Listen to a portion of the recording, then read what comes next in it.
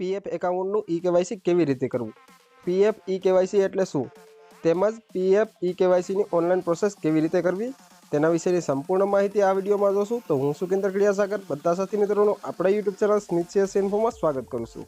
Channel ઉપર જો તમે નવા હોય તો ચેનલને સબસ્ક્રાઇબ કરી લેજો, બેલ આઇકન હિટ કરી લેજો, જેથી કરીને આવનારા તમામ નોટિફિકેશન તેમજ સરકારી યોજનાકીય માહિતી તમને મળતી રહે. તો વધારે સમય ન લેતા આપણે વિડીયો સ્ટાર્ટ કરીએ.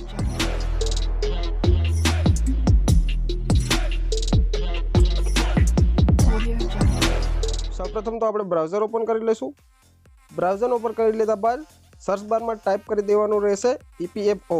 તો ઈપીએફઓ ટાઈપ કરી અને આપણે સર્ચ કરી દઈશું. સર્ચ કરતાની સાથે જ એમ્પ્લોય પ્રોવિડન્ટ ફંડ ઓર્ગેનાઇઝેશનની જે ઓફિશિયલ સાઇટ છે તે આપણી સામે શો થઈ જશે. તો આપણે તેને ઓપન કરી લેવાની રહેશે. ત્યારબાદ સર્વિસીસ ઉપર ક્લિક કરીશું અને ત્યારબાદ ફોર એમ્પ્લોયર્સ ઉપર ક્લિક કરીશું. ક્લિક કરતાની સાથે જ કંઈક આવો ઇન્ટરફેસ આપણી સામે શો થઈ જશે.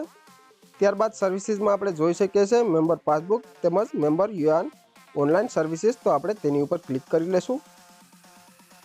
ક્લિક કરતાની સાથે જ કંઈક આવું એલર્ટનું પોપઅપ આપણી સામે શો થઈ ગયું છે. તો આપણે તેને ઓકે પર ક્લિક કરી દઈશું.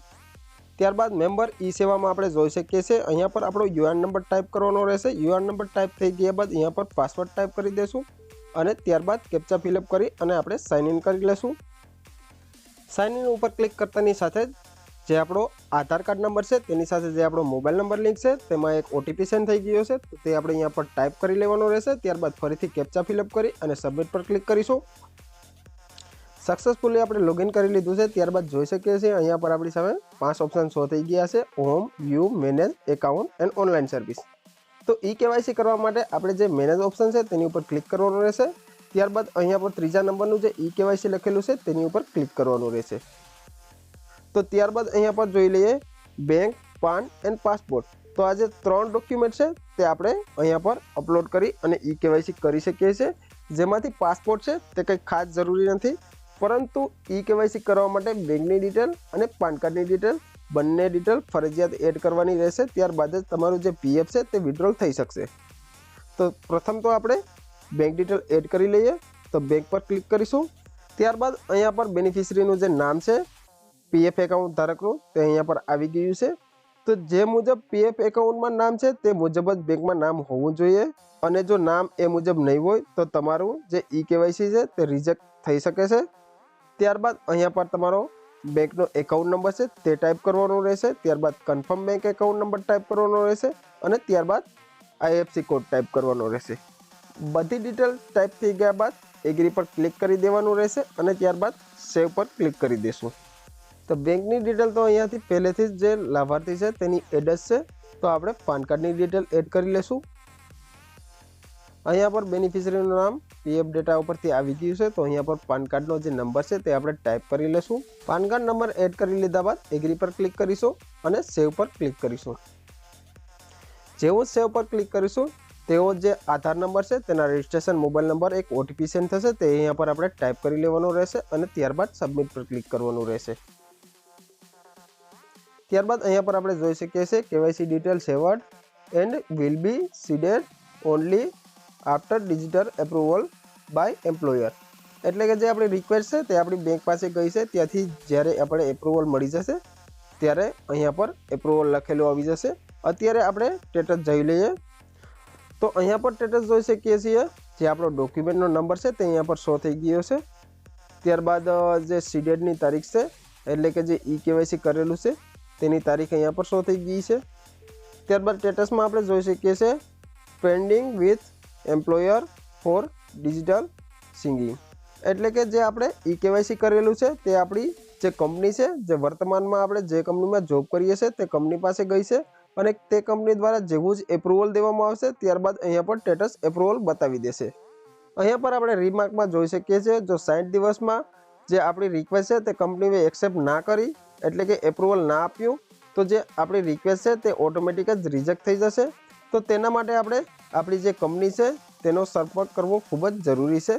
તો તમે રૂબરૂ અથવા ફોન પર પણ સંપર્ક કરી અને તમારું ઈ કેવાયસી એપ્રુવલ કરાવી શકો છો. ત્યારબાદ આપણે ફરીથી હોમ ઉપર આવી જઈએ. ઈ કેવાયસીની પ્રોસેસ તો આપણે સક્સેસફુલી સબમિટ કરી દીધી છે. ત્યારબાદ પીએફના પૈસા વિડ્રોલ કરવા માટે હજુ પણ એક્ઝિટ ડેટ નાખવી ખૂબ જ જરૂરી છે, એટલે કે જે તે કંપનીમાંથી તમે કામ છોડી દીધું હોય અને ત્યારબાદ તે કંપનીના પીએફના પૈસા અને પેન્શનના પૈસા વિડ્રોલ કરવા માટે એક્ઝિટ ડેટ નાખવી ખૂબ જ જરૂરી છે। તો એક્ઝિટ ડેટ આપણા પીએફ એકાઉન્ટમાં કેવી રીતે એડ કરવી તે માટે અહીંયા પર મેનેજ પર ક્લિક કરી લેશું અને ત્યારબાદ લાસ્ટમાં માર્ક એક્ઝિટ પર ક્લિક કરીશું। માર્ક એક્ઝિટની ઉપર ક્લિક કરતાની સાથે જ અહીંયા પર સિલેક્ટ એમ્પ્લોયમેન્ટ ટાઈપ કરેલું આવી જશે। તો અહીંયા પર આપણે એક કંપનીમાં કામ કરતા હશે તો નીચે એક જ કંપની શો થશે, તો આપણે તેને સિલેક્ટ કરી લેવાની છે। અહીંયા પર આપણે આપણી મેમ્બર આઈડી જોઈ શકીએ છીએ, ત્યારબાદ જે કંપનીની ડિટેલ છે, કંપનીનું જે નામ છે તે પણ અહીંયા પર જોઈ શકીએ છીએ। ત્યારબાદ એમ્પ્લોયર દ્વારા લાસ્ટ કોન્ટ્રીબ્યુશન ક્યારે કરવામાં આવ્યું હતું તેની ડેટ પણ અહીંયા પર શો થઈ ગઈ છે। તો ત્યારબાદ અહીંયા પર આપણે જે રિઝાઇનની ડેટ છે તે અહીંયા પર ટાઈપ કરવાની રહેશે। તો ફટાફટ આપણે જે કંપનીમાંથી રિઝાઇન દીધેલું હોય તે ડેટ અહીંયા પર ટાઈપ કરી લેવાની રહેશે। ત્યારબાદ ફરીથી એક્ઝિટ ડેટ આપણે સિલેક્ટ કરવાની રહેશે, તો ફરીથી રિઝાઇન ડેટ સિલેક્ટ કરી લેશું। ત્યારબાદ સિલેક્ટ રીઝન ઓફ એક્ઝિટ એટલે કે એક્ઝિટ લેવાનું કારણ અહીંયા પર આપણે દર્શાવવાનું રહેશે। તો કારણમાં તમે કોઈ પણ એક ઓપ્શન ચૂઝ કરી લેજો। જો તમે રિટાયર્ડ થઈ ગયા હોય તો રિટાયરમેન્ટ તમારે ટાઈપ કરી લેવાનું રહેશે। ત્યારબાદ જો અધર કંઈ કારણોસર તમે જોબ છોડી દીધી હોય તો અહીંયાથી લાસ્ટમાં અધરનું ઓપ્શન છે, ત્યાંથી અધર પણ તમે ચૂઝ કરી શકો છો। અને જો તમે ડિસેબિલિટી એટલે કે જો તમે અપંગતા આવવાને કારણે તમે જોબ છોડી દીધી હોય તો તમે અહીંયા પર ડિસેબિલિટી પણ ટાઈપ કરી શકો છો। તો અહીંયાથી આપણે એની અધર રીઝન સિલેક્ટ કરી લેશું। સિલેક્ટ થઈ ગયા બાદ એગ્રી પર ટિક માર્ક કરીશું। એગ્રી પર ટિક માર્ક કર્યા બાદ રિક્વેસ્ટ ઓટીપી પર ક્લિક કરવાનું રહેશે। ઓટીપી એન્ટર કર્યા બાદ અહીંયા પર આપણે એગ્રી પર ક્લિક કરી લેશું। ત્યારબાદ સબમિટ પર ક્લિક કરી દેશું। ત્યારબાદ કન્ફર્મ અપડેટ પર ક્લિક કરી દેશું। સક્સેસફુલી એક્ઝિટ ડેટ અપડેટ થઈ ગઈ છે, તો ઓકે પર ક્લિક કરી દેશું। અહીંયા પર આપણે જોઈ શકીએ છીએ જે આપણે એક્ઝિટ ડેટ ટાઈપ કરેલી છે તે સક્સેસફુલી અપડેટ થઈ ગઈ છે। તો અહીંયા પર મેમ્બર આઈડી, કંપની નેમ, ત્યારબાદ અહીંયા પર જોઈન ડેટ અને એક્ઝિટ ડેટ બંને ડેટ શો થઈ રહી છે અને જે એક્ઝિટ કરવાનું જે કારણ છે તે પણ અહીંયા પર શો થઈ રહ્યું છે। ઈ કેવાયસી અને એક્ઝિટ ડેટ બંનેની પ્રોસેસ આપણે સક્સેસફુલી સબમિટ કરી દીધી છે। ત્યારબાદ ઈ કેવાયસીનું જેવું જ કંપની તરફથી એપ્રુવલ મળે કે ફટાફટ આપણે પીએફના બધા પૈસા વિડ્રોલ કરી શકીશું, તેના માટે ઓનલાઈન સર્વિસ ઉપર આપણે ક્લિક કરવાનું રહેશે અને ત્યારબાદ ક્લેમનું ફોર્મ ફિલઅપ કરવાનું થશે। તો કેવી રીતે આપણે પીએફનો ક્લેમ કરી શકીએ, કેવી રીતે પીએફના પૈસા વિડ્રોલ કરી શકીએ તેના ઉપર મેં પૂરો વિડીયો બનાવેલો છે અને આઈ બટનમાં પણ આપેલો છે, તો ત્યાંથી તમે જોઈ શકો છો। પીએફ એકાઉન્ટમાં એક્ઝિટ ડેટ કઈ રીતે ટાઈપ કરવી અને ઈ કેવાયસી કેવી રીતે કરવું તેની સંપૂર્ણ માહિતી આ વિડીયોમાં જોઈ।